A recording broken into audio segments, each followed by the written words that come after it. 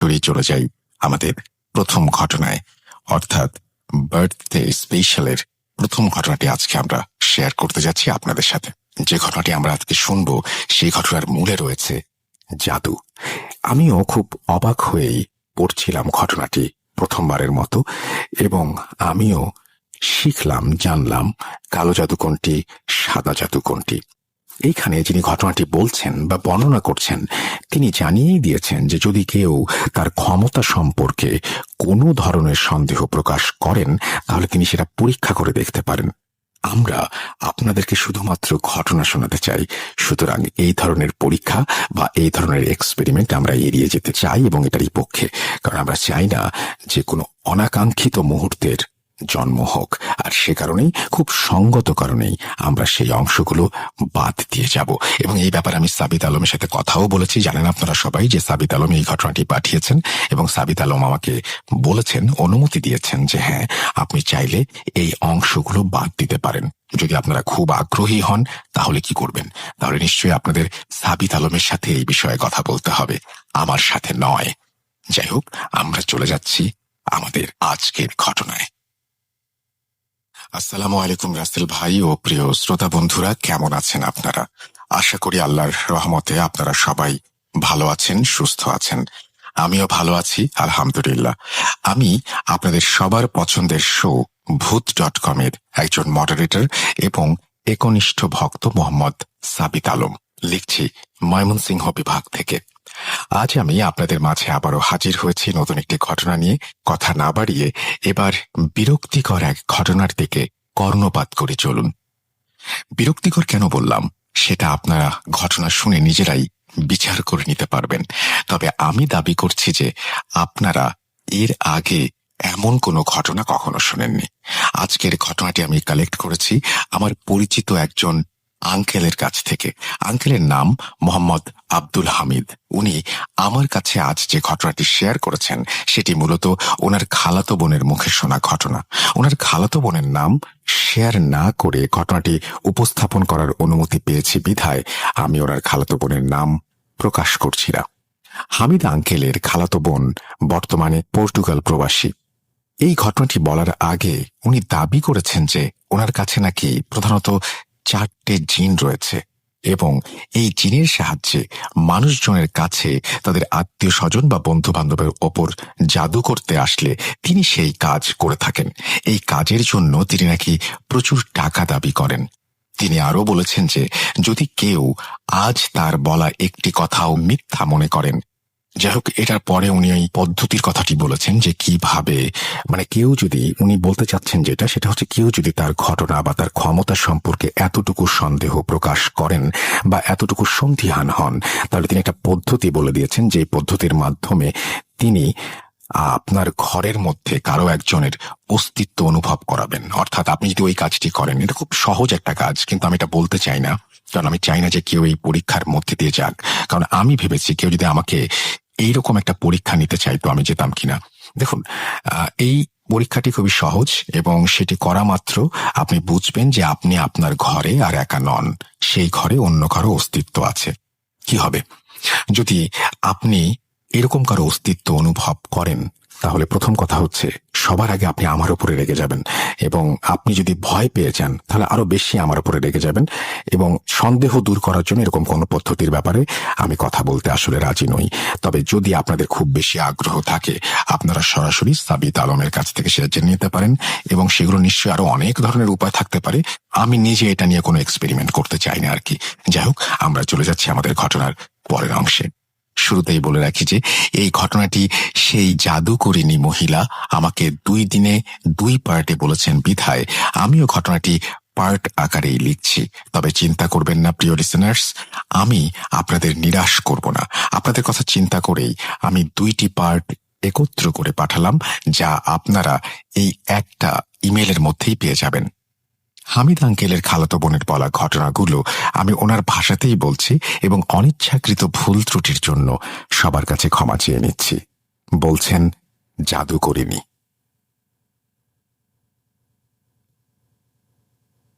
আমি তোমাদের শোয়ের ঘটনাগুলো অনেক শুনি, এবং পছন্দও করি, বিশেষ করে কালো জাদুর ঘটনাগুলো। এমন একটা ঘটনা ছিল যেখানে একজন কবিরাজের কাছে জিন থাকতো, কিন্তু তাদের বশে আনার চেষ্টায় কবিরাজের মৃত্যু হয়েছিল। কবে শুনেছিলাম মনে নেই। যাই হোক, আমি জানি কিভাবে আর কি করলে এই জিনদের নিয়ন্ত্রণ করা যায়। শুরুতেই বলে রাখি যে আমার কাছে প্রধানত 4টি জিন রয়েছে। এখন চলো তোমাকে সেই সময় নিয়ে যাই, যেই সময়ের কথা শুনলে তুমি নিজেই বুঝতে পারবে যে কিভাবে এই ঘটনার প্রথম সূত্রপাত ঘটল, আর কিভাবেই এই জিনদের নিয়ন্ত্রণ করা শিখলাম আমি, এবং এখন আমি তাদের সাথে কিভাবে কাজ করে থাকি। আজ থেকে প্রায় 40 থেকে 45 বছর আগের কথা। আমি তখন 10 বছর বয়সী একজন কিশোরী ছিলাম। আমি ছোট থেকেই দেখতাম আমাদের বাড়িতে অনেক মানুষের ভিড়।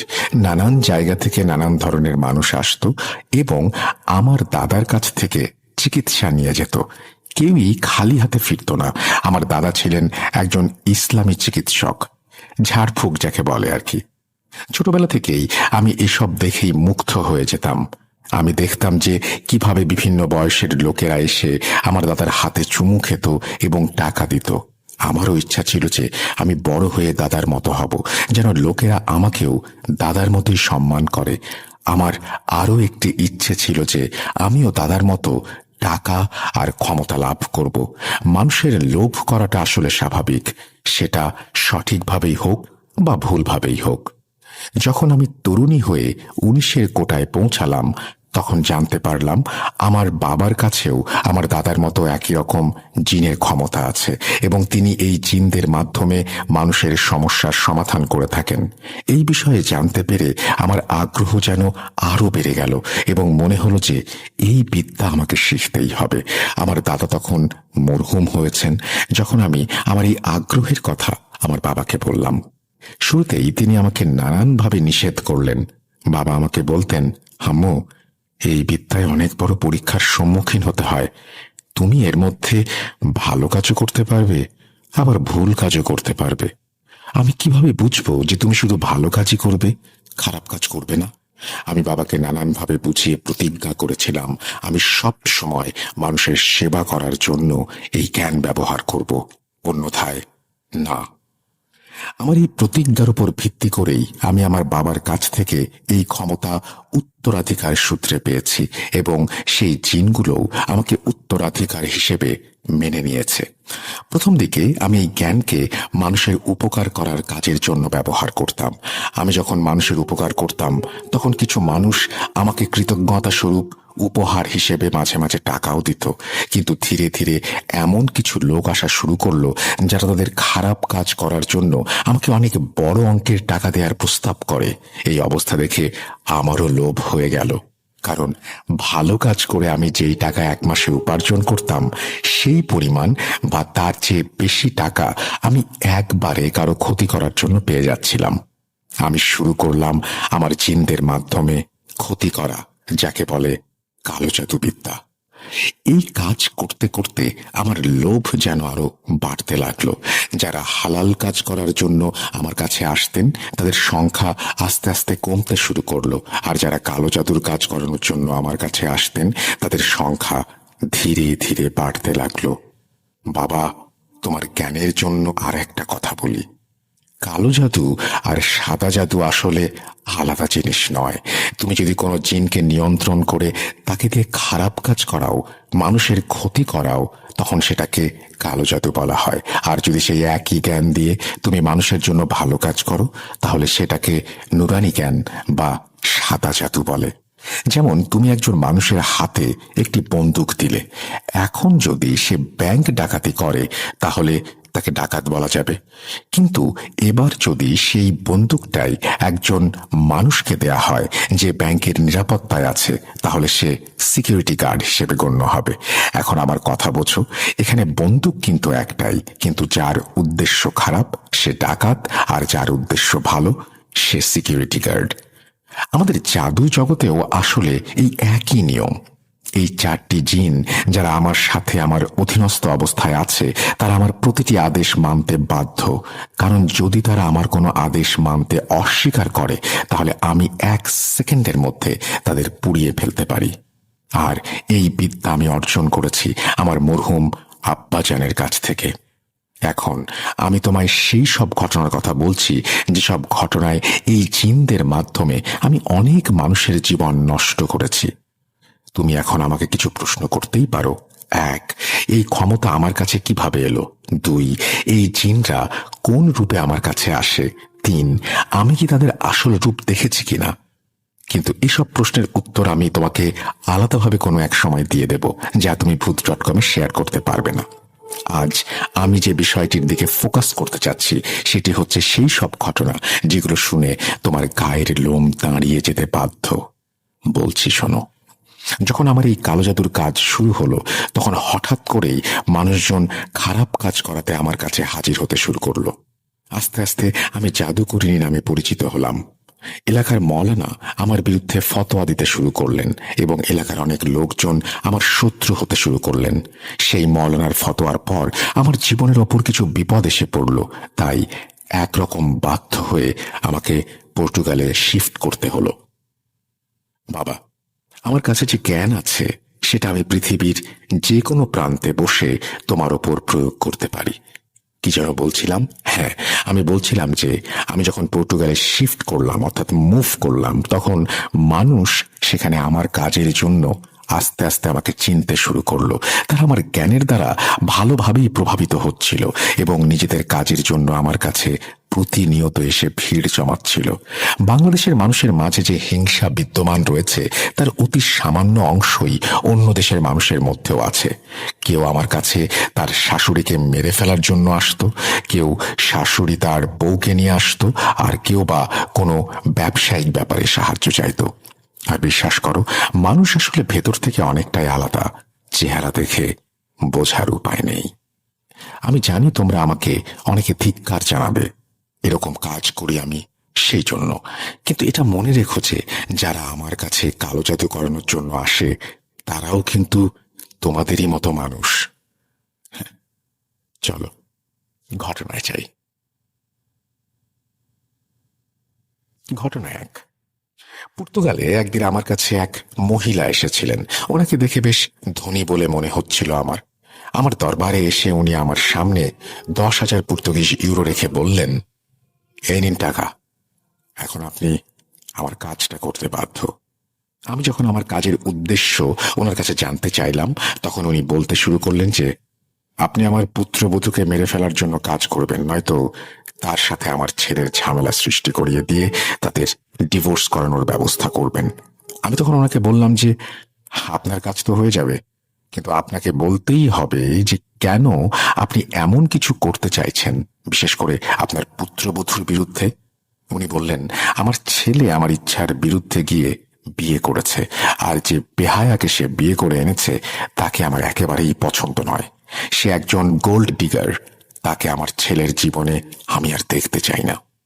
সেই মহিলা ওনার পুত্রবধূর ছবি সাথে করে নিয়ে এসেছিলেন। আমাকে দেওয়া টাকার সঙ্গে উনি আমাকে সেই ছবিটিও দিয়েছিলেন। আমি তৎক্ষণাৎ মারুকে এই কাজে লাগিয়ে দিয়েছিলাম এবং বলেছিলাম যে যত তাড়াতাড়ি সম্ভব কাজটা যেন হয়ে যায়। ওই মহিলার পুত্রবধূ ছিল একজন চরম মাত্রার নামাজি মহিলা। প্রথমে আমি তার নামাজ বন্ধ করালাম। তার জন্য আমি যে পদ্ধতিটি অবলম্বন করেছিলাম সেটি ছিল ওয়াসওয়াসা। আগে আমি মারুর মাধ্যমে তাকে ওয়াসওয়াসা দিতে শুরু করলাম। তারপর পাকি নাপাকি নিয়ে তার মাথায় এক কনফিউশন তৈরি করলাম। সে প্রথমে 1 ওয়াক্ত নামাজ পড়া ছেড়ে দিল, তারপর 2 ওয়াক্ত। ঠিক যখনই তার ঈমান দুর্বল হতে লাগলো, আমি তখনই তার ওপর প্রভাব বিস্তার করতে শুরু করলাম। যখন দেখলাম তার ঈমান একেবারেই দুর্বল হয়ে গেছে, তখন আমার পরবর্তী কাজ শুরু হলো। পরবর্তী কাজের জন্য তার কাপড়ের প্রয়োজন ছিল আমার, যেটার ওপর আমি জাদু করতে চেয়েছিলাম। সেই মহিলা যিনি আমার কাছে কাজের জন্য এসেছিলেন, ওনাকে দিয়েই আমি ওনার পুত্রবধূর কাপড়গুলো আনিয়েছিলাম।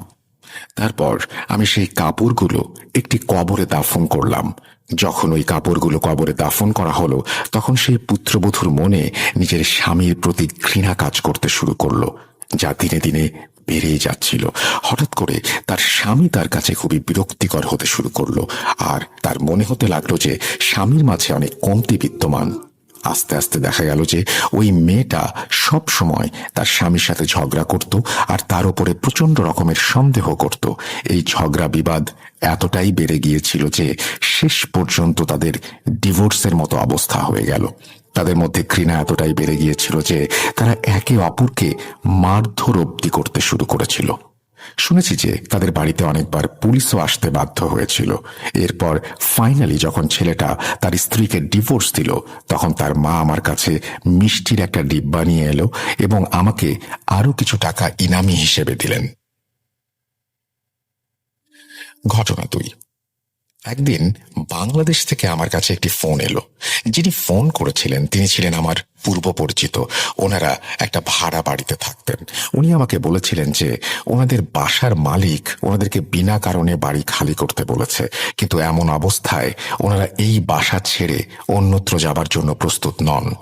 উনি আমাকে বলেছিলেন যে এই কাজের জন্য উনি আমাকে বেশ বড়সড় ইনামই দেবেন। উনি বলেছিলেন যে যদি বাড়ির মালিক মারা যায় তাহলে মালিকের আগে পেছনে যেহেতু কেউ নেই, সেহেতু ওনারা সেই ভাড়া বাড়িতে শান্তিতে বসবাস করতে পারবেন। উনি আমাকে লোভ দেখিয়েছিলেন যে যত তাড়াতাড়ি তার এই কাজ সম্পন্ন হবে তত তাড়াতাড়ি উনি আমাকে 5 লক্ষ টাকা পাঠিয়ে দেবেন। এখন এই কাজের জন্য যে জিনিসটা আমার লাগবে সেটা শুনলে তোমাদের সবার রক্তচাপ হয়তো বেড়ে যাবে। আমার যেই জিনিস প্রয়োজন সেটা আসলে সেই পানির সাথে সম্পৃক্ত, যেই পানি দিয়ে মৃতদেহকে গোসল করানো হয়। আমি ওনাকে এই বিষয়ে জানালে উনি বাংলাদেশ থেকেই আমাকে পানি পাঠিয়ে দেন। আমি পর্তুগালে একটা কুর্তা ও একটা সালোয়ার কিনেছিলাম এই কাজের জন্য। আমার কাছে যেদিন এই পানি এলো সেদিন সন্ধ্যাতেই আমি সেই কুর্তা সালোয়ারটা সেই পানিতে ভিজিয়ে রেখেছিলাম। কিছুদিন ভিজে থাকার পর আমি সেটাকে একটা ছায়ার মতো স্থানে শুকিয়ে নিলাম আর সেই কুর্তা সালোয়ারটা আবার বাংলাদেশে পাঠিয়ে দিলাম এবং সেই ভাড়াটাকে বললাম এটা বাড়ির মালিককে উপহার হিসেবে দেবেন, এমন ভাবে যেন এটি তার মেয়ের জন্য দিলেন। আমার কথা মতো উনি সেটা ইস্ত্রি করে বাড়ির মালিককে তার মেয়ের জন্য উপহার হিসেবে দিয়ে দিলেন। যেই বাড়ির মালিকের মেয়ে সেই কুর্তা সালোয়ার গায়ে জড়ালো, বাড়িওয়ালা যেন একদম মরা মানুষের মতো বিছানায় শুয়ে গেল। এরপর সে অনেক ডাক্তার দেখিয়েও শেষ রক্ষা পায়নি। আমি জানতে পেরেছিলাম যে তার মৃত্যু হয়েছে 2 মাসের মধ্যেই। আমার কাজ শেষ হবার 1 সপ্তাহ পরেই সেই ভাড়াটে আমাকে 5 লাখ টাকা পাঠিয়ে দিলেন। আর উনি যদি আমাকে টাকা না পাঠাতেন তাহলে ওনার জানা ছিল যে ওনার অবস্থাও সেই বাড়ির মালিকের থেকে ভিন্ন কিছু হবে না। ঘটনা 3। তৃতীয় ঘটনাটি হলো একজন সৎ মায়ের। সেই সৎ মায়ের 3টি সন্তান ছিল, যাদের মধ্যে একজন কন্যা সন্তান ছিল ওনার হাজবেন্ডের প্রথম স্ত্রীর সাথে। এখন ওনার এই ভয় ছিল যে যদি ওনার স্বামী মারা যান তাহলে সম্পত্তিতে সৎ কন্যারও অংশ থাকবে। সেই অংশটা যেন মেয়েটা না পায়, এই কাজ করার জন্য সে আমার কাছে এসেছিল। উনি এই কাজের জন্য আমাকে 10 লাখ টাকার লোভনীয় অফার দেন। আমি জি হুজুর বলে কাজটা হাতে নিলাম। আমি ওনার কাছ থেকে 2 লক্ষ টাকা অগ্রিম নিলাম আর ওনাকে 2টা ডিম দিয়ে বললাম যে এই ডিমগুলো আপনার সৎ মেয়েকে খাওয়াতে হবে। উনি ডিমগুলো নিয়ে বাসায় চলে গেলেন। এরপর যখনই ওনার মেয়ে সেই ডিমগুলো খেলো, আমার সামাইল তার উপর হামলা করে দিল আর মেয়েটাকে আস্তে আস্তে পাগল বানিয়ে দিল। সেই মেয়েটা পাগল হয়ে সারাদিন ধরে নিজের শরীরের ওপর ছুরি, কাঁটা, ব্লেড দিয়ে জখম করতে লাগলো। তাকে বাধা দিতে গেলেও সে কারোরই হাতে আসতো না। তার বাবা যেহেতু ধনী ছিল, প্রথমে মেয়েটিকে উনি ডাক্তারের কাছে নিয়ে গেলেন, কিন্তু যখন পরিস্থিতি হাতের বাইরে চলে গেল তখন তাকে মানসিক হাসপাতালে ভর্তি করাতে হলো। আর যখনই সে হাসপাতালে ভর্তি হয়ে গেল আমার জন্য সে সহজ শিকারে পরিণত হলো। আমি তাকে মানসিকভাবে আরো দুর্বল করে দিলাম। যখন সে পুরোপুরি আমাদের আয়ত্তের ভেতরে চলে এলো তখন সে একদিন কোনোভাবে একটা ছুরির ব্যবস্থা করে সেটা নিজের গলাতেই চালিয়ে দিল। হাসপাতালের লোকেরা ভেবেছিল সে আত্মহত্যা করেছে, কিন্তু আমি আর তার সৎ মা এই ব্যাপারগুলো ভালো করে জানতাম যেটা কার কাজ। ঘটনা 4। চতুর্থ ঘটনা একজন রাজনীতিবিদের, যিনি তার প্রতিপক্ষের এক নেতার ওপর জাদু করতে চেয়েছিলেন। এটা তখনকার কথা যখন আমি বাংলাদেশে ছিলাম। উনি একদিন আমার কাছে এলেন এবং আমাকে তার সব সমস্যার কথা বলতে শুরু করলেন। উনি বলেছিলেন ওনার প্রতিপক্ষ যদি মারা যায় তাহলে উনি সহজেই নির্বাচনে জয়লাভ করতে পারবেন।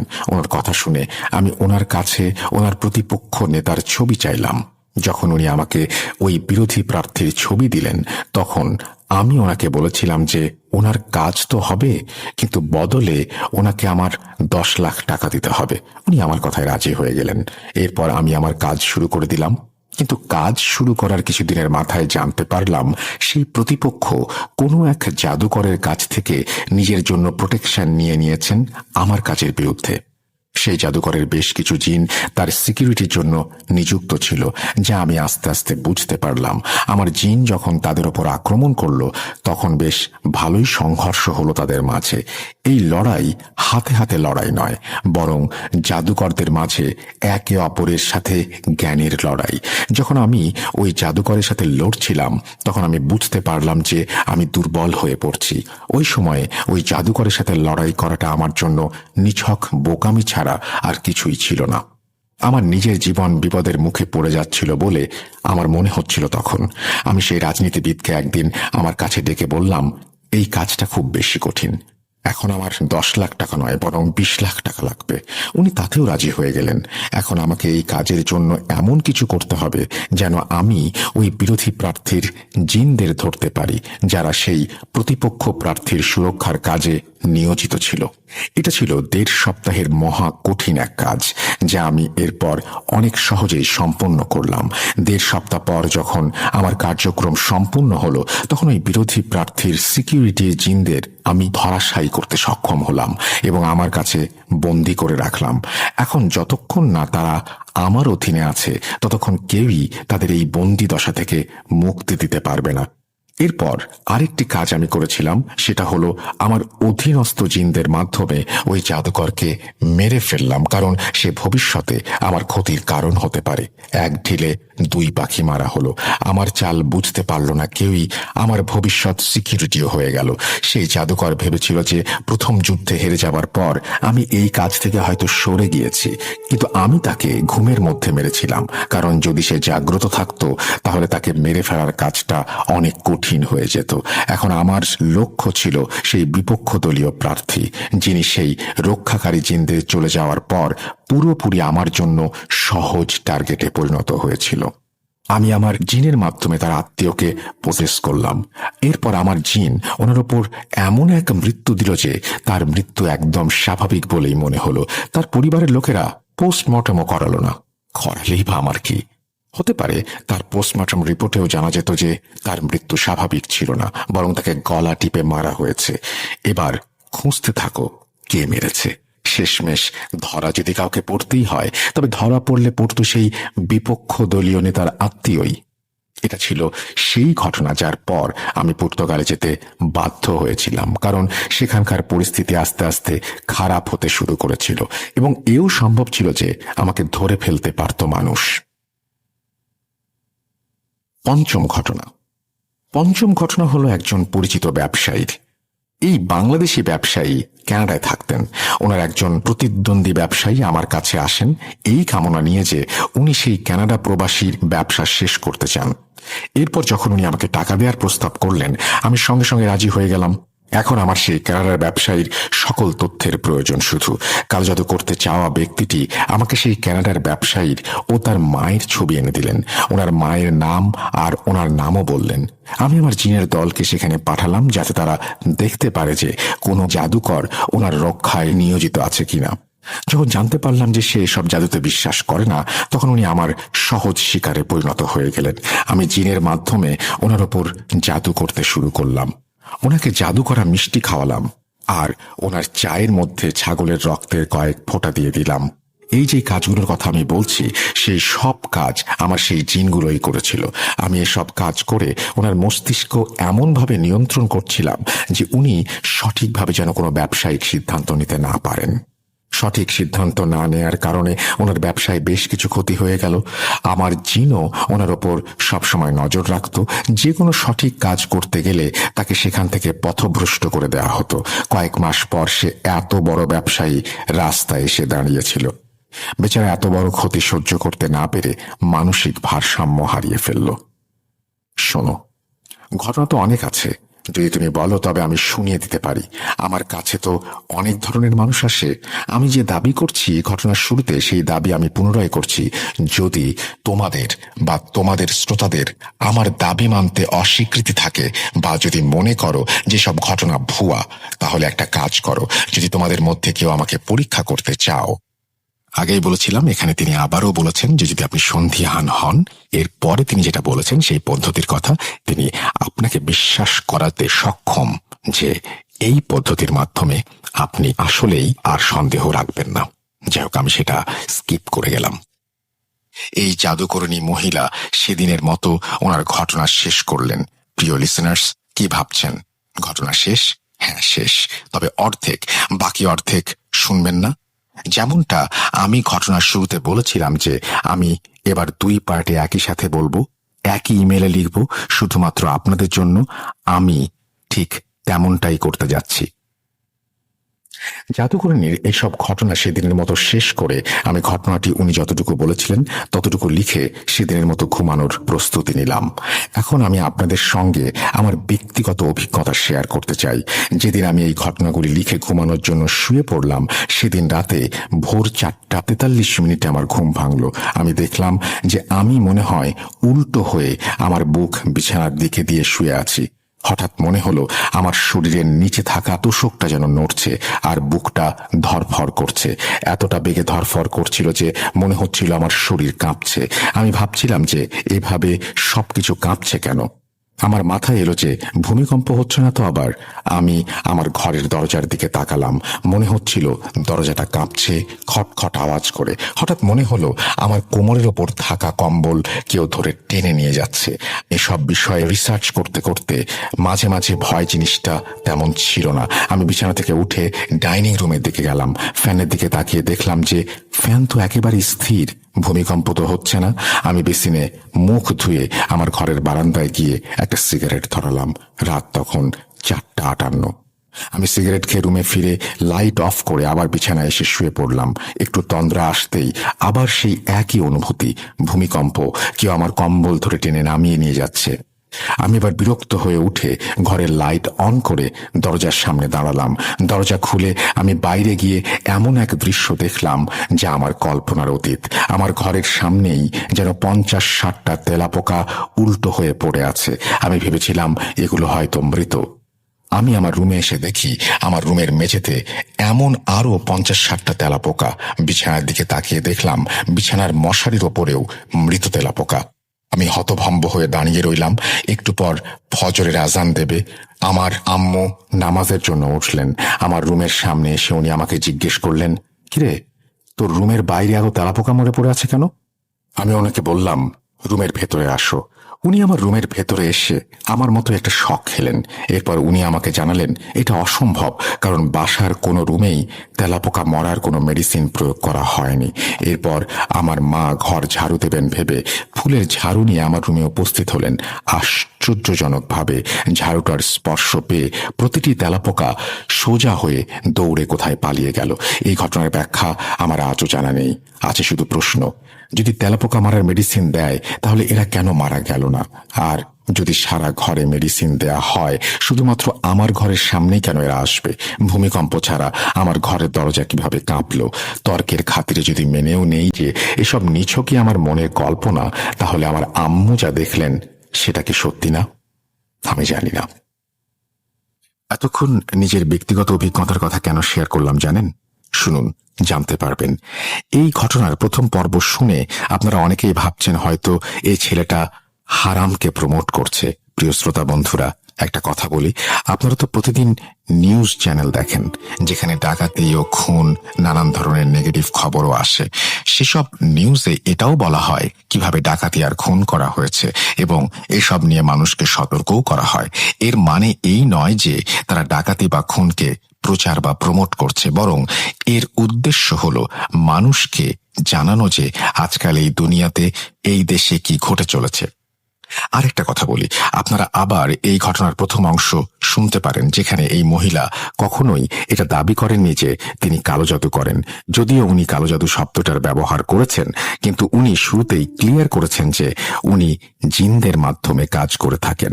ওনার বলায় সব ঘটনার একমাত্র উদ্দেশ্য হলো আমাদের সেই জিনের দুনিয়ার সম্পর্কে জানানো, আর এটাও জানানো যে আসলে এই দুনিয়া আছে আমাদেরই মাঝে, আর এটাও জানানো যে এই দুনিয়াটা কিভাবে কাজ করে।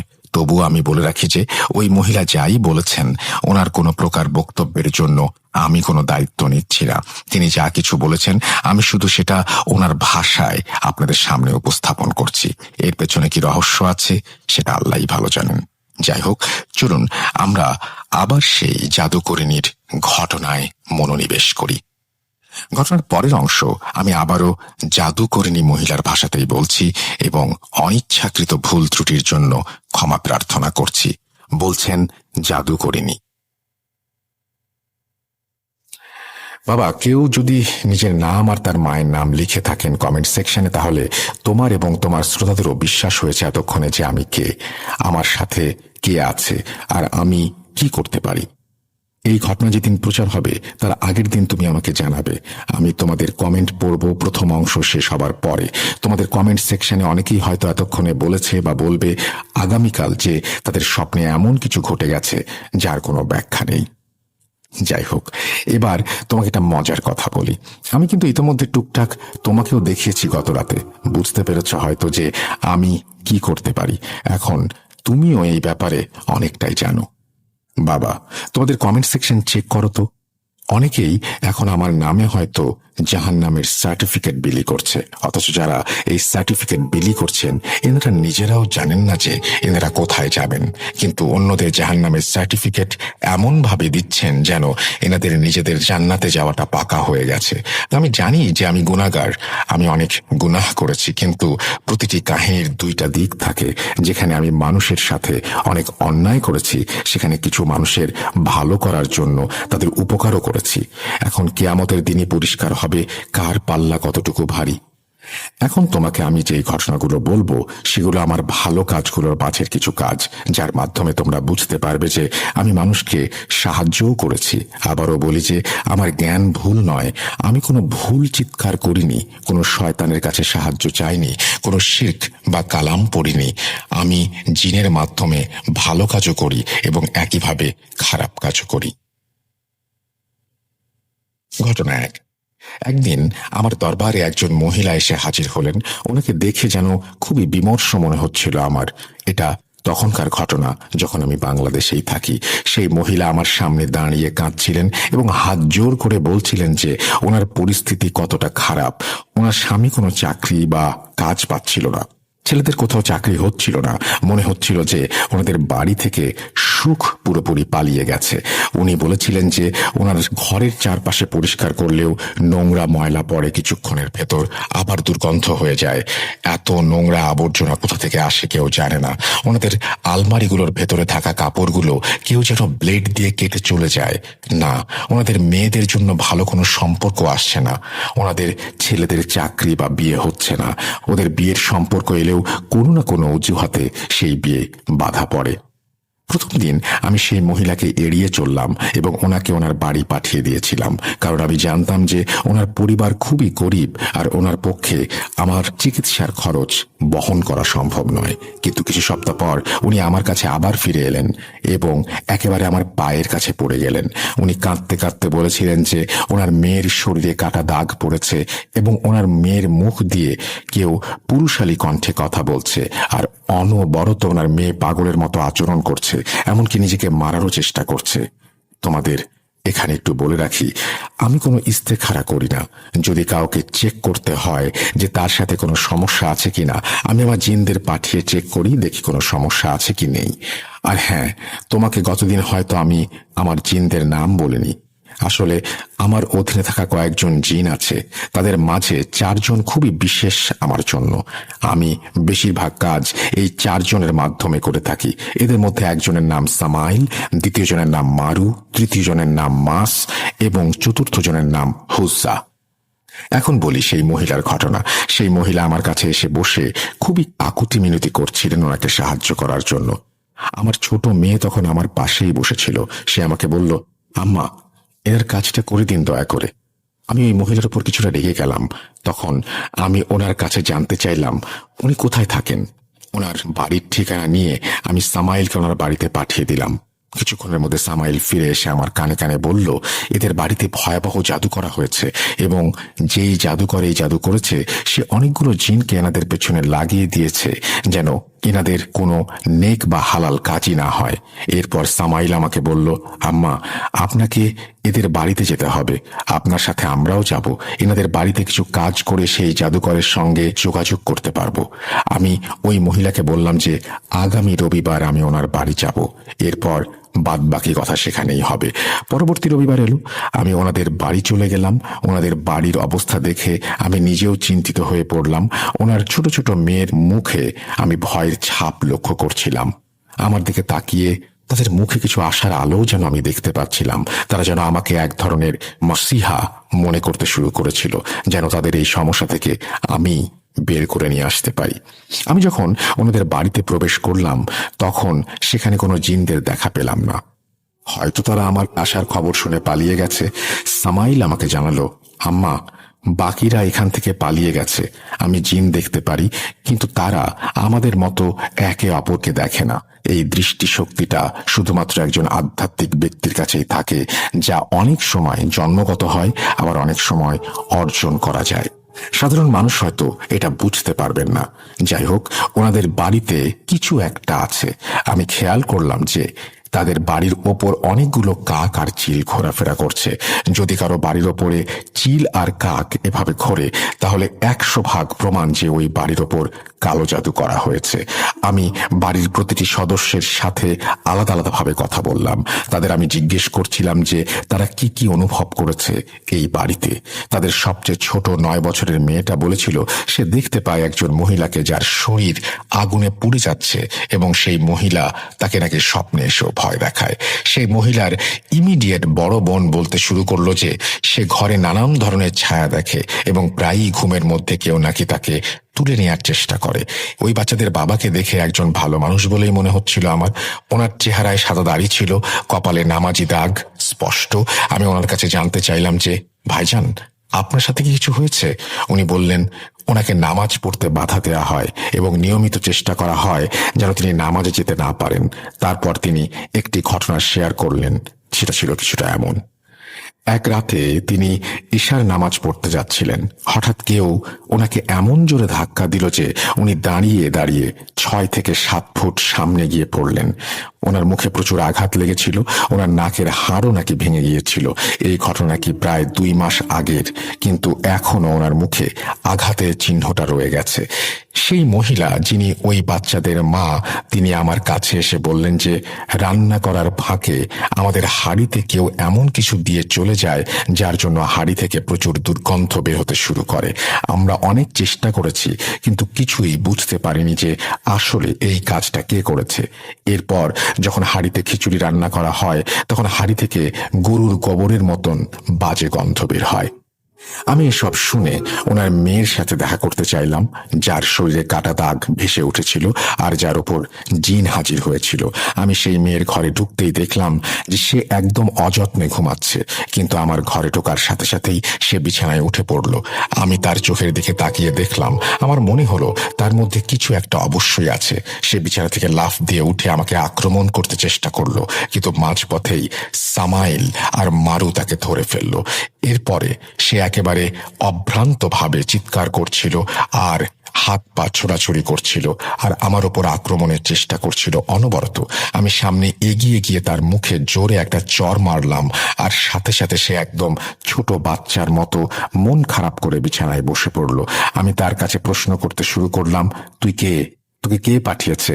তোর পেছনে কোনো জাদুকর আছে? বল। সে বলল, আমাকে তো ওই জাদুকর তার গোলাম বানিয়ে রেখেছে। যদি আমি তার নাম বলি তবে সে আমাকে মেরে ফেলবে আপা। এখন ওই জাদুকরের সাথে যোগাযোগ করতে হলে আমাকে কাজ করতে হবে। আমি বাড়ির সবাইকে ঘর থেকে বাইরে পাঠিয়ে দিলাম, শুধু ওই মেয়েটিকে বাদে। মেয়েটি তখনও আমার সামনেই বসা অবস্থায় ছিল। আমি সামাইল আর মারুকে নিয়ে ঘরে মেয়েটির সামনে ছিলাম। আগেই বলে রাখি যে যখনই আমি বাড়ি থেকে বের হলাম তখন আমার আরো দুইজন জিন রজনী আর বুসিরের কাছে বাড়ির দায়িত্ব দিয়ে আসতাম, কারণ যেসব জাদুকর আমার শত্রু হয়ে উঠেছিল তারা সব সময় সুযোগের সন্ধানে থাকতো যে কিভাবে আর কখন তারা আমার পরিবারের ক্ষতি করতে পারবে। সেই কারণে রজনী আর বুসির আমার অনুপস্থিতিতে বাড়িটা রক্ষার কাজ করত।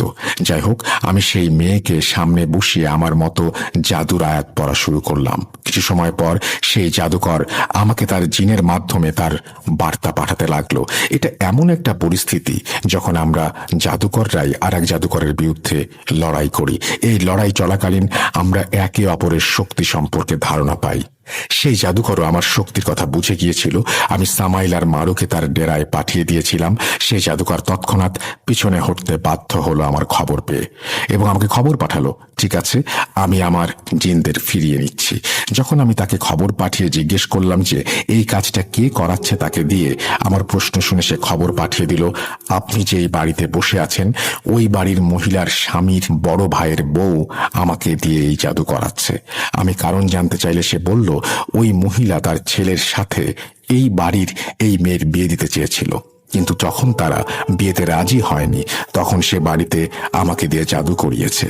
আমি জাদুকরকে খবর পাঠালাম আর বললাম যে ওই বাজে মহিলাকে যেন তাড়াতাড়ি ডেকে নিয়ে আসে এবং আমার সাথে ফোনে কথা বলিয়ে দেয়। একটু পরেই সেই বাজে মহিলার ফোন আসলো, কিন্তু সে আমার সাথে খুব খারাপ ব্যবহার করছিল। বলছিল যে যদি এই জাদুকর পিছিয়ে যায় তাতে কি হয়েছে, আমি অন্য কাউকে দিয়ে এই জাদু করিয়ে নেব। তার কথা শুনে আমি বুঝে গিয়েছিলাম সে জেদি প্রকৃতির খারাপ ধরনের মানুষ এবং প্রতিশোধের নেশায় পুরোপুরি পাগল হয়ে গেছে। আমি তাকে প্রথমে ভালোভাবে বোঝানোর চেষ্টা করলাম, কিন্তু সে মানল না। এরপর আমি তাকে হুমকি দিয়ে বললাম যে তুই নিজের পরিণতি দেখে নিস, এই বাড়ির সবার কাছে এসে তোকে মাফ চাইতে হবে। এরপর একদিন সেই মহিলা কাপড় শুকাতে ছাদে এসেছিল। আমি আগে থেকেই মারুকে সেখানে ডিউটিতে রেখেছিলাম। মারু সেই মহিলাকে ছাদ থেকে ধাক্কা দিয়ে ফেলে দেয়। আমার নির্দেশ অনুযায়ী ছাদ থেকে পড়ে তার পা ভেঙে গেল। যখন তার পায়ের আঘাত কিছুটা ভালো হলো তখন সে হুইল চেয়ারে তার দেবরের পরিবারের কাছে এসে ক্ষমা চাইল এবং এবার তাদের ওপরে জাদু করানোর জন্য তওবা করল। ঘটনা 2। আরেকটা ঘটনা যে আমি তোমাকে বলবো সেটা হলো পর্তুগালের কোনো এক রয়্যাল ফ্যামিলিকে নিয়ে। একদিন আমি আমার এক মুরিদের কাছ থেকে জানতে পারি যে সেই পরিবারের ওপর নানান রকমের সমস্যা চলছে। ওনারা নাকি অনেক পীর ফকির চিকিৎসক দেখিয়েছেন, কিন্তু কেউই তাদের সমস্যার সমাধান করতে পারেনি। ওনারা আমাকে আমার এক পরিচিত ব্যক্তির মাধ্যমে বার্তা পাঠিয়ে ওনাদের বাড়িতে আসার আমন্ত্রণ জানালেন। বেশ নামি দামি লোক হওয়ার কারণে ওনারা নিজে আমার কাছে আসতে পারলেন না, বিধায় আমি ওনাদের বাড়িতে যাওয়ার আমন্ত্রণ গ্রহণ করলাম। কিন্তু তখন আমি জানতাম না যে ওনাদের সঙ্গে ঠিক কি ধরনের সমস্যা আছে, কারণ ওনারা প্রায় সবকিছু গোপনে রেখেছিলেন। আর আমি চাইলে সামাইল বা মারুকে দিয়ে খোঁজ নেওয়াতে পারতাম, কিন্তু টাকা ছাড়া এই কাজ আমি করবই বা কেন। যাই হোক, আমি যখন ওনাদের বাড়িতে পৌঁছালাম, অথবা বলতে পারো যে ওনাদের প্রাসাদে পৌঁছালাম, তখন দেখলাম ওনাদের পৈতৃক বাড়ির পেছনে একটা বিশাল বড় জঙ্গল ছিল। কিন্তু যেই মুহূর্তে আমি ওনাদের বাড়িতে প্রবেশ করলাম চারিদিকে শুধু জিন আর জিনই দেখতে পেলাম।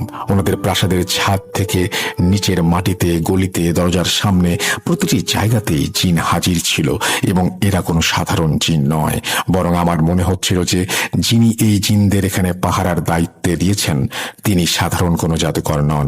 এরপর যখন আমি ওনাদের ঘরের ভেতরে প্রবেশ করলাম তখন ওনারা আমাকে খুব উষ্ণ অভ্যর্থনা জানালেন এবং আমাকে সম্মানের সাথে বসালেন এবং খাওয়ালেন। আমি ওনাদের জিজ্ঞেস করলাম, আচ্ছা এবার আপনারা বলুন তো আপনাদের সমস্যাটা কি, কারণ ইতোমধ্যে আপনাদের বাড়িতে আমি যে ভারী পাহারা দেখেছি সেটা মোটেই স্বাভাবিক নয়। ওনারা আমাকে জানালেন যে পরিবারের 2 ছেলের মধ্যে সম্পত্তি নিয়ে অনেক ঝামেলা হচ্ছে।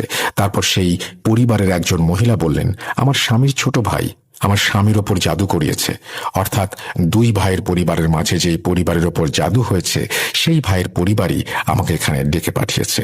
ছোট একটা ছেলে আমার পাশে দাঁড়িয়ে বলল, আব্বু যেন কেমন করে আন্টি। আমি তাকে জিজ্ঞেস করলাম, তোমার আব্বু কোথায়?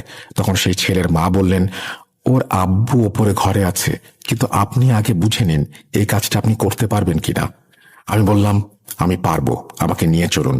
সেই জাদুকর এই বাড়ির ওপর যত জিনের ডিউটি বসিয়েছিল তারা আমাকে দেখে খুবই সতর্ক হয়ে গিয়েছিল। তারা সব দিক থেকে আমাকে গভীরভাবে পর্যবেক্ষণ করছিল এবং ভয় দেখানোর চেষ্টা করছিল। কিন্তু যেহেতু আমি আমার নিরাপত্তা নিয়ে এসেছিলাম, অর্থাৎ সামাইল এবং মারু যেহেতু আমার সাথেই ছিল, সেহেতু তারা আমার উপর আক্রমণ করতে পারছিল না। যখন সেই মহিলা আমাকে ওনার হাজবেন্ডের ঘরে নিয়ে গেল, আমি তখন দেখলাম যে ওনার হাজবেন্ড নিজের ঘরে এদিক থেকে ওদিকে হাঁটছে।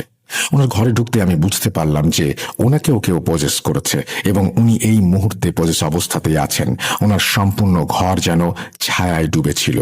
এত আলো থাকার পরেও সেখানে ঘন কালো অন্ধকার যেন সবকিছু ঢেকে দিয়েছিল। প্রথমেই সেই মহিলার হাজবেন্ড আমার দিকে তাকিয়ে জিজ্ঞেস করলো, আরে ভাই, তুই তো আগে লোকজনদের উপর জাদু করতিস, এখন জাদু নামানোর জন্য আসিস?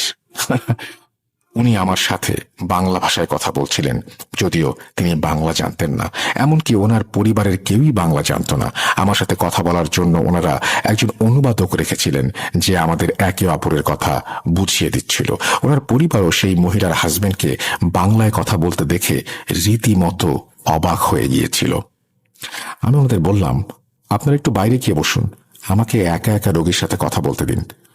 এখন যেহেতু উনি একজন রয়্যাল ফ্যামিলির ওয়ারিশ, সেহেতু ওনার কিছু প্রোটোকল ছিল। ওনারা আমাকে একা রেখে যেতে একটু ভয় পাচ্ছিলেন। ওনাদের নিরাপত্তা কর্মীরাও আমাকে একা ওনার সাথে কাজ করতে দিচ্ছিলেন না। অবশ্যই আর কোনো উপায় না দেখে ওনাদের পরিবার আমার কাজের অনুমতি দিলেন। ঘরের ভেতরে যেতেই আমি ওনাকে জিজ্ঞেস করলাম, বল তুই কে এবং এনাদের কেন বিরক্ত করছিস? সেই ব্যক্তি একটি কর্কশ পুরুষ কণ্ঠে আমার সাথে কথা বলতে লাগলো। আমি কিছুক্ষণ চুপ থেকে আমার জানা জাদুর পড়াগুলো পড়ছিলাম। এমন সময় হঠাৎ ওনার আওয়াজ মেয়েলি হয়ে গেল। আমি বারবার ওনাকে জিজ্ঞেস করছিলাম যে তাকে এখানে কে পাঠিয়েছে, কি তার নাম, কিন্তু সে আমার কথার উত্তর না দিয়ে আমাকে নিয়ে বিদ্রূপ করছিল। এবার আমি রেগে গেলাম। একটা মোমবাতিতে আগুন দিলাম এবং সেটা সেই পজেস ব্যক্তির নাকের কাছে ধরলাম, যা জিনকে পুড়িয়ে মারার পদ্ধতি। যেই আমি মোমবাতি জ্বালিয়ে আমার জাদুর আয়াত পড়ে কাজ করতে শুরু করলাম, কিছুক্ষণের মাঝেই জিনটা পুড়ে ছাই হয়ে গেল। কিন্তু জিনটা পুড়ে যাওয়ার পর যেটা হলো সেটা আমি কখনো ভাবিনি। আমি এই ঘরটাকে বেষ্টনী দিয়ে ঘিরে রেখেছিলাম, তবুও বাকি জিনগুলো ভেতরে ঢুকতে শুরু করলো। আমি হতবাক হয়ে গেলাম যে আজ পর্যন্ত কেউ আমার এই বেষ্টনী পার করতে পারেনি। বেষ্টনী ভাঙতে পারলেও তারা আমার উপর হামলা করতে পারছিল না সামাইল আর মারুর জন্য। আমি বুঝতে পারছিলাম যে তাদের পেছনে যে কেউ আছে সে খুবই শক্তিশালী। আমি আমার জানা সবচেয়ে শক্তিশালী আমল বের করলাম, যেটা আমি আগে কখনো ব্যবহার করিনি, কারণ কখনো প্রয়োজন পড়েনি। যেই আমি সেটা পড়তে শুরু করলাম, জিনগুলো সব ঘর থেকে বেরিয়ে চলে যেতে লাগলো। কিন্তু ওই পজেস ব্যক্তির ওপর নতুন এক জিনের আবির্ভাব হলো। সে আমাকে বলছিল যে আমাদের জাদুকর আপনার সাথে দেখা করতে চাইছে। আমি সামাইলকে বললাম, ওর সাথে যাও এবং দেখা করো সেখানে কি হচ্ছে আর কে এই ব্যক্তি যে এই লোকের উপরে কালো জাদু করেছে। সামাইল সেই জিনের সঙ্গে সেই জাদুকরের ডেরায় গেল। সে সেখান থেকে ফিরে এসে আমাকে বলল সেখানে প্রায় 14 জন জাদুকর আছে। এটা একটা আফ্রিকান দেশ যেখান থেকে এই জাদু করা হচ্ছে। সেই জাদুকর বার্তা পাঠিয়েছে যে যদি আমরা একে অপরের সঙ্গে লড়াই করি তাহলে দুজনেরই জীবন বিপদের মুখে পড়তে পারে। তাই ভালো হবে যদি আমরা নিজেরা লড়াই বন্ধ করি এবং এই সমস্যার সমাধান খুঁজে বের করি। সেই জাদুকর আমাকে সেই ব্যক্তির নামও বলেছিল যে এই জাদু করতে আদেশ দিয়েছে। আমি এরপর সেই পজেস ব্যক্তির ওপর থেকে পজিশনের সমস্যার কাজটা শেষ করলাম এবং ওনার পরিবারকে পুরো পরিস্থিতির খবর জানিয়ে দিলাম। ওনাদের পরিবারের সন্দেহ যে ব্যক্তির ওপর ছিল, সেই সন্দেহই ঠিক ছিল। নিজের আপন ছোট ভাই তার নিজের বড় ভাইয়ের ওপর সম্পত্তির লোভে জাদু করিয়েছে। ছোট ভাইটা শহরের বাইরে থাকায় তাকে জলদি বাড়িতে ফেরার জন্য খবর পাঠানো হলো। পরের দিন ছোট ভাই আসার পরে সে আমাদেরকে জাদুকরের লোকেশন বলে দিয়েছিল, যার মাধ্যমে সে এই জাদু করাচ্ছিল। কারণ আমার দেয়া এত সব প্রমাণ দেখে ছোট ভাই যথেষ্ট ভীত হয়ে গিয়েছিল এবং সবকিছু স্বীকার করতে বাধ্য হয়েছিল। এরপর সে এই জাদু তুলে নেবে বলে সবাইকে আশ্বস্ত করে। এখন যেহেতু দুটো পক্ষই পিছিয়ে এসেছে, সেহেতু ওনারা নিজেরাই সেই সম্পত্তির বিরোধটাও শান্তিপূর্ণভাবে মিটিয়ে ফেললেন। সেই রয়্যাল ফ্যামিলি আমাকেও একটা বড় পুরস্কার পাঠিয়েছিলেন। এরপর এই ঘটনাগুলো বলার কারণ হলো যে যারা আমাকে জাদুকরি বলেছে তাদের উদ্দেশ্য করে এসব বলা। এগুলো আসলে জাদু বললেও কোনো জাদু নয়। এগুলো আসলে একটা প্রক্রিয়া যার মাধ্যমে আমি খারাপ কাজও করতে পারি, ভালো কাজও। আপনাদের সবাইকে আন্তরিকভাবে ধন্যবাদ জানাই এই ঘটনাটি শোনার জন্য, এবং রাসেল ভাইকে ধন্যবাদ জানাই এত কষ্ট করে এত সুন্দর ভাবে উপস্থাপন করার জন্য। ঘটনাটি যদি আপনাদের কাছে এতটুকু ভালো লেগে থাকে তবে আপনাদের কাছে কৃতজ্ঞ থাকবো, আর যদি ভালো না লেগে থাকে তাহলে আমি আপনাদের কাছে ক্ষমা প্রার্থী। আমি আবারও বলতে চাই যে এই জাদুকরণী মহিলার ভাষ্যের কোনো দায়িত্ব আমি নিচ্ছি না। সকলের সুস্থতা কামনা করে মোহাম্মদ সাবিত আলম আজ বিদায় নিচ্ছি। আবারও ফিরে আসব নতুন কোনো সপ্তাহে নতুন কোনো ঘটনা নিয়ে। ভালো থাকবেন। আল্লাহ হাফেজ। এই বলে সাবিত আলম তার ঘটনা শেষ করেছেন। বেশ লম্বা একটা ঘটনা, এবং যে ঘটনাটি তিনি শেয়ার করেছেন, এবং তিনি দুটো ভাগে এই ঘটনাটি প্রথমে ভাগ করেছিলেন, তারপরে একসাথে দুটো ঘটনা পাঠিয়েছেন তিনি। একটি ঘটনারই দুটি অংশ ছিল, সেটা একসাথে করে পাঠিয়েছেন। থ্যাংক ইউ সাবিত আলম, আপনাকে অসংখ্য ধন্যবাদ, এবং আশা করছি যে আপনাদের কাছে ওই ঘটনাটি ভালো লেগেছে। আমি এখানে আসলে কোনো মন্তব্য করতে চাই না, কারণ আমি নিজেকে পারতপক্ষে আমি সবসময় নিজেকে খুব স্বল্প জ্ঞানী মনে করি, বিশেষত এই সমস্ত ব্যাপারে যেখানে আমার জ্ঞান নেই, যেখানে আমার কোনো কিছু জানা নেই, সেখানে আমি কোনো মন্তব্য আসলে করতে চাই না। আর বাকিটা সাবিত আলম নিজেই বলে দিয়েছেন, যেহেতু উনি স্টোরি টেলার, উনি যেটা বলেছেন সেটাই আমার কাছে মনে হয় যে আপনাদের কাছে গ্রহণযোগ্য বেশি হবে। আমি চলে যাব আমাদের পরবর্তী ঘটনায়।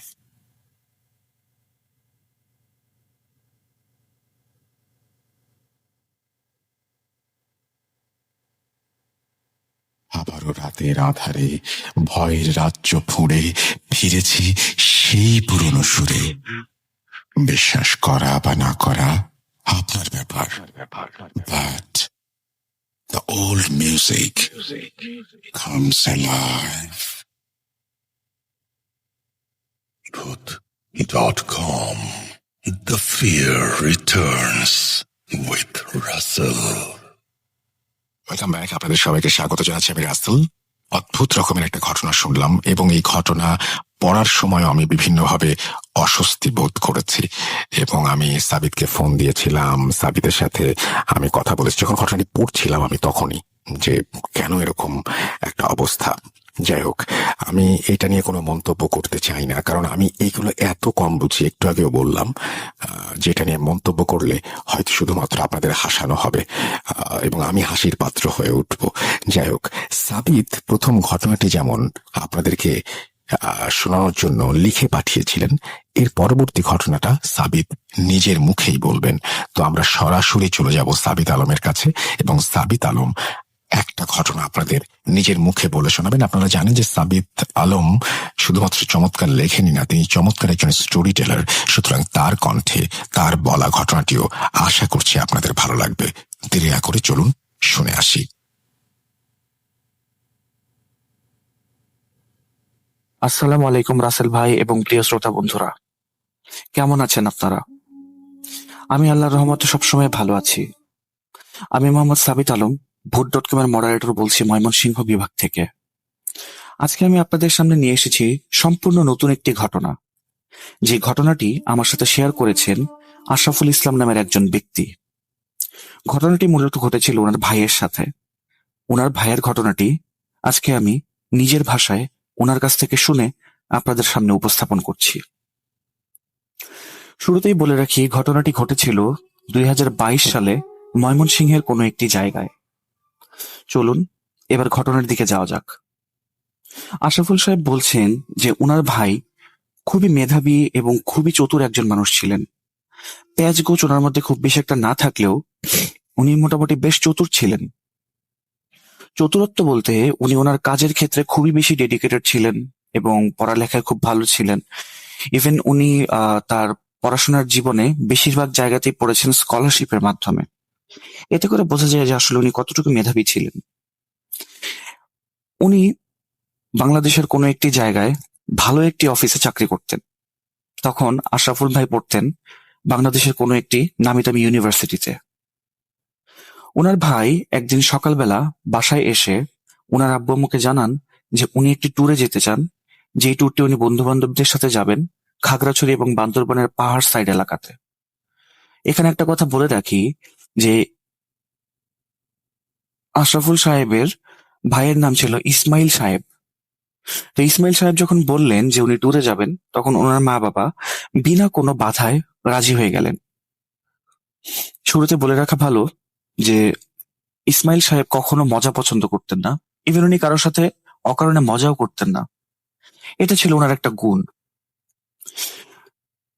ট্যুর থেকে ফিরে আসলে ওনার বিয়ের কথা চলবে এই বলে জানিয়ে দিলেন ওনার বাবা মা ওনাকে।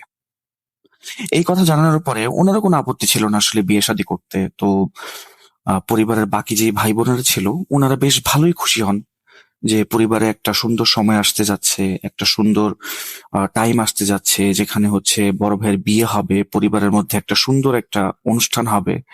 খুবই মানে সুন্দর একটি সময়। শুধুমাত্র দেরি ছিল ওনার ভাইয়ের ট্যুর থেকে ফিরে আসা। যথারীতি ইসমাইল ভাই ওনার ট্যুরে চলে গেলেন। 7 দিন পর ইসমাইল ভাই ট্যুর থেকে ফিরে আসলেন। ওনার ট্যুর থেকে ফিরে আসার পরে ওনার পরিবার বেশ উৎফুল্ল হয়েছিলেন, কিন্তু সেই উৎফুল্লতা বেশি দিনের জন্য বা বেশিক্ষণের জন্য বলা ভালো, বেশিক্ষণের জন্য স্থায়ী হয়নি। কারণ উনি সবসময় অফিস থেকে হোক বা যেখান থেকেই হোক বাসায় ফিরে সবসময় ওনার আব্বু আম্মুর অবস্থান জিজ্ঞেস করতেন যে আব্বু তুমি কেমন আছো, আম্মু তুমি কেমন আছো, বা ভাইদেরকে খোঁজ নিতেন যে তোমরা কেমন আছো, বোনদের সাথে কিছুক্ষণ কথাবার্তা বলতেন। কিন্তু এবার ট্যুর থেকে ফেরার পরে উনি কারোর সাথে কোনো কথা না বলে একেবারে ডিরেক্ট উনার নিজের রুমে গিয়ে দরজায় তালা লাগিয়ে দিলেন।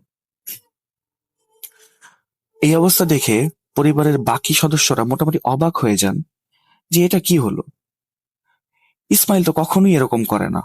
ও তো বাসায় এসে সবার আগে হচ্ছে মানুষের স্বাস্থ্য সম্পর্কে জিজ্ঞেস করেন, বাসায় থাকা সকল মানুষের। তো আজকে এটা কি হলো আসলে? যাই হোক, ওনারা চিন্তা করলেন যে ও হয়তোবা টায়ার্ড, এই কারণে হচ্ছে ও আজকে ঘুমাবে, এই কারণে নিজের রুমে চলে গেল, হয়তোবা খাওয়া দাওয়া করে এসেছে বাহির থেকে। সেদিনের মতো উনি ঘুমিয়ে গেলেন।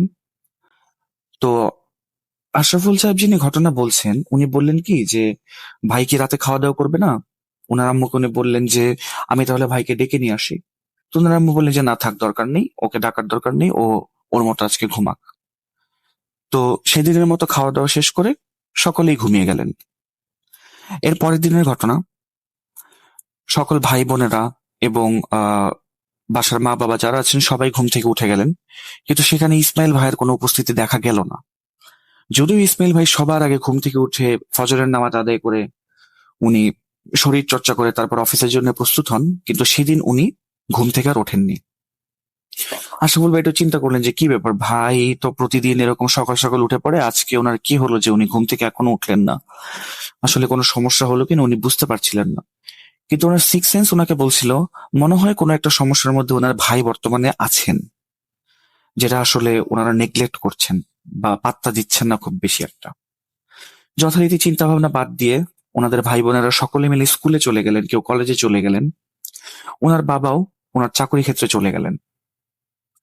দুপুর 2টার দিকে যখন আশরাফুল ভাই ফিরলেন বাসায়, তখন উনি দেখলেন যে ওনার ভাইয়ের দরজা তখনও বন্ধ। উনি ওনার মার কাছে গেলেন, ওনার মাকে বললেন যে মা, ভাই কি এখনো ঘুম থেকে ওঠে নাই? ওনার মা বললেন যে না বাবা, তোমার ভাই তো এখনো ঘুম থেকে ওঠে নাই, কি যে হচ্ছে, আমার খুবই চিন্তা হচ্ছে তোমার ভাইকে নিয়ে। এরপরে আশরাফুল ভাই ইসমাইল ভাইয়ের রুমের সামনে গিয়ে ওনাকে ডাকাডাকি শুরু করলেন, কিন্তু কোনো সাড়া শব্দ পাওয়া যাচ্ছিল না। কোনোভাবেই ডাকাডাকির ফলে কোনো সাড়া শব্দ ওনার ছিল না। এরপরে ইসমাইল ভাই চিন্তা করলেন কি যে ভাইয়ের আবার ভেতরে কিছু হয়ে গেল কিনা। ওনার মাও বেশ চিন্তিত অবস্থায় ছিলেন। আস্তে আস্তে পরিবারের বাকি সদস্যরা ফিরে আসতে শুরু করলেন এবং আশরাফুল ভাই ওনার বাকি ভাইদেরকে নিয়ে ইসমাইল ভাইয়ের দরজাটা ভেঙে ফেললেন। দরজা ভেঙে ভেতরে ঢুকে দেখেন যে ইসমাইল ভাই তখনও ঘুমাচ্ছেন, মোটামুটি প্রায় নাক ডেকে ঘুমাচ্ছেন উনি। উনি অনেকবার হচ্ছে ইসমাইল ভাইকে ডাক দিলেন, সাড়া লাগালেন যে ভাই কি ব্যাপার, তুমি এখনো ঘুম থেকে ওঠো না, কি কারণে, কি সমস্যা, তোমার কি হয়েছে বলো। ইসমাইল ভাই একটু করে চোখটা খুললেন এবং বললেন কিছু, তোমাদের কি সমস্যা? আমার যে ঘুম আসছে তোমরা কি দেখতে পাচ্ছ না? আমি ঘুমাচ্ছি, আমাকে ঘুমাতে দাও, আমি পরে ঘুম থেকে উঠবো, তোমরা এখন যাও। ওনার মা সহ বাকি ভাই বোনেরা সবাই ইসমাইল ভাইয়ের রুম থেকে বেরিয়ে চলে এলেন। কিছুটা স্বস্তি বোধ করছিলেন ওনারা যে ইসমাইল ভাইয়ের কিছু হয়নি বা উনি সুস্থ অবস্থাতেই আছেন। ইসমাইল ভাইয়ের মা চিন্তা করছিলেন কি যে ও অফিস আজকে হয়তো এই কারণে যায়নি, কারণ ওর শরীরটা হয়তো বেশি একটা ভালো নেই, ও হয়তো বাবার ছুটিয়ে নিয়েছে, তো ঘুমাক, সমস্যা নেই। সেই দিন উনি মোটামুটি প্রায় রাত 9টা পর্যন্ত ঘুমিয়েছিলেন এবং যখন রাত 9টা বাজে তখন ইসমাইল ভাইয়ের বাবা বাড়ি ফিরে আসলেন। বাড়ি ফিরে এসে উনি আশরাফুল ভাইকে ডেকে জিজ্ঞেস করলেন, তোমার ভাই কি এখনো ঘুম থেকে ওঠেনি? আশরাফুল ভাই বললেন যে না, আমার ভাইয়া তো এখনো ঘুম থেকে ওঠেনি, ওকে কি ডাক দিব? তো ওনার বাবা বললেন যে হ্যাঁ, তোমার ভাই